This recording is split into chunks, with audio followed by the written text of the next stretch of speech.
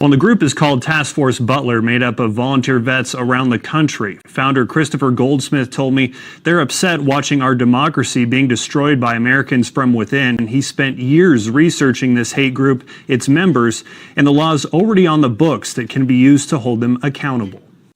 KREM 2 News was there in June as authorities stopped a U-Haul a few hundred feet from Coeur d'Alene's Pride event, arresting the 31 masked men inside.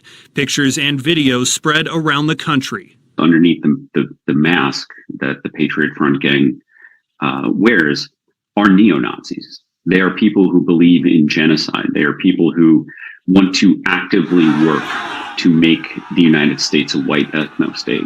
Kristofer Goldsmith has studied the racist organization for years. They can commit acts of violence, walk back into a crowd, and then the police, who may even witness the violence, say, well, I don't know which masked member of this gang it was. Coeur d'Alene wasn't the first or last time the group has popped up. In July of 2021, they assaulted a black man during a march in Philadelphia. They did exactly the same thing Independence Day weekend in Boston. They sought out, attacked a black man, beat him with shields. Goldsmith focuses on these three incidents in the 237-page report Project Butler put together, identifying members, how the group operates, and existing laws he believes prosecutors can use against them. I hope that the city of Coeur d'Alene is not left responsible for trying to find justice and take down this violent terrorist gang. It really needs to be the feds, because every one of those conspiracies to commit hate crimes are interstate. Goldsmith has shared his report with prosecutors in Kootenai County and the attorneys general in Idaho, Massachusetts, and Pennsylvania, hoping they can work together and share information to bring more serious charges and penalties against the group, which Goldsmith says should be treated as a street gang. Well, these attorneys generals can bankrupt this violent gang. They can force them to not have the money to travel around the country and try and terrorize, frequently marginalized communities. We are here to make sure that justice is found, to work with law enforcement, and to ensure that that American cities are free from fascists and neo-Nazis. So far, the 31 men arrested have been charged with conspiracy to riot, which is punishable by up to 1 year in jail and a $5,000 fine. The first trials are scheduled to start next month. Real Nazis. I'm not talking about hyperbolic terms. I'm talking about people who put swastikas behind them for their live stream podcasts, who self-identify as nationalist socialists, who self-identify as Nazis. Were ecstatic with Senator Cruz this week.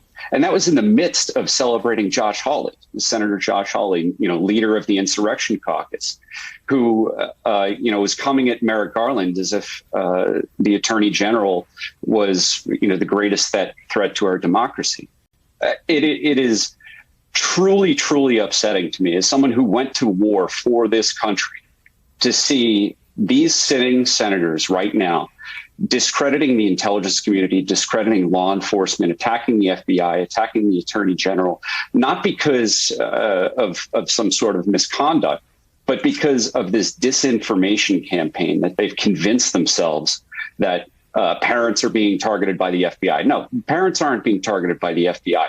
Neo-Nazis are producing videos where they're explicitly talking about going to these school boards to recruit and radicalize Republicans who are upset because they're watching Tucker Carlson all the time. When I use the word fascist, when I use the word Nazi, I'm not talking about Republicans. I'm being specific with my language. These are the people who are celebrating, some of the most popular Republican senators today. Chris, tell me what you're seeing on the sites you monitor about Tucker Carlson's upcoming documentary calling 1-6 a false flag.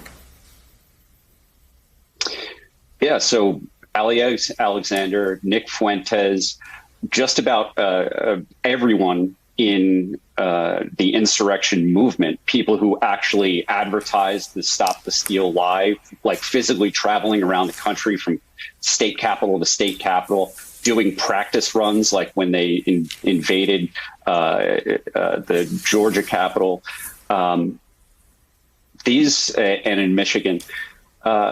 These folks are ecstatic.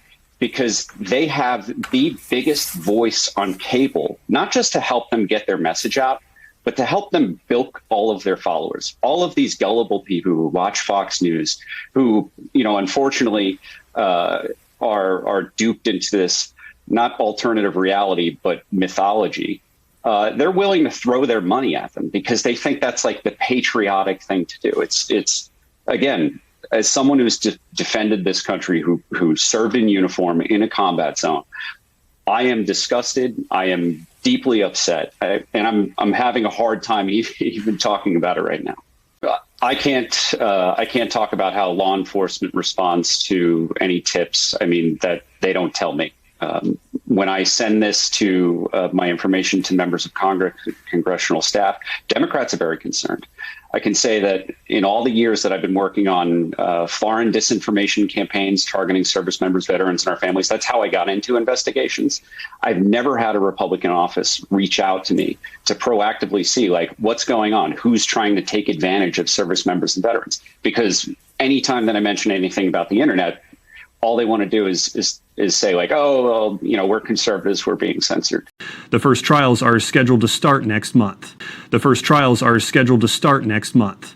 The first trials are scheduled to start next month. The first trials are scheduled to start next month. The first trials are scheduled to start next month.